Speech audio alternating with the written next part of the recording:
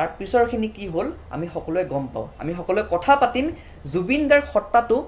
সেই যে যৌৱন আছিলে সেই যে শৈশৱ আছিলে সেই যে আমাৰ গোটেই এটা কাহিনী আছিলে সেই কাহিনীটোৰ পৰা কেনেকৈ দ্য গ্ৰেট জুবিন গাৰ্গ হ'ল কেনেকৈ জয় জুবিন দা হ'ল কেনেকৈ জুবিন দাই ভগৱানক নামানা মই মুক্ত বুলি কোৱা মানুহজনক আজি সকলো অসমবাসীয়ে তেওঁক ভগৱান মানিলে সেই ভগৱানৰ আঁৰৰ কাহিনীটো আমি আপোনালোক নেক্সট খণ্ডত ক'ম কেনেকৈ জুবিন গাৰ্গে ক'ব গ'লে অনামিকাৰ পিছত আৰু কি এলবাম কৰিলে মুভি কৰিলে নিজে কম্প'জ কৰিলে আৰু কি কৰিলে দেশে বিদেশে গান গালে ৩২খন কেনেকৈ তেওঁ দেশ ঘূৰিছে গান গাইছে আমি সেই কথা পাতিম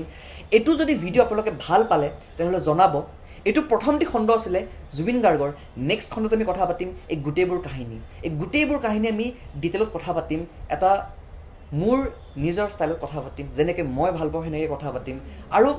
এই ভিডিঅ'টোত যদি আপোনালোকে ভাল পালে তেনেহ'লে জনাব কমেণ্টত যে আপুনি কোনটো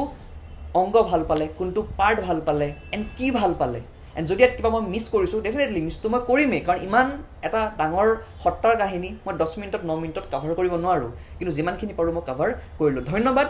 কমেণ্টছত লিখিব জয় জুবিন দা কমেণ্টছত লিখিব জাষ্টিছ ফৰ জুবিন গাৰ্গ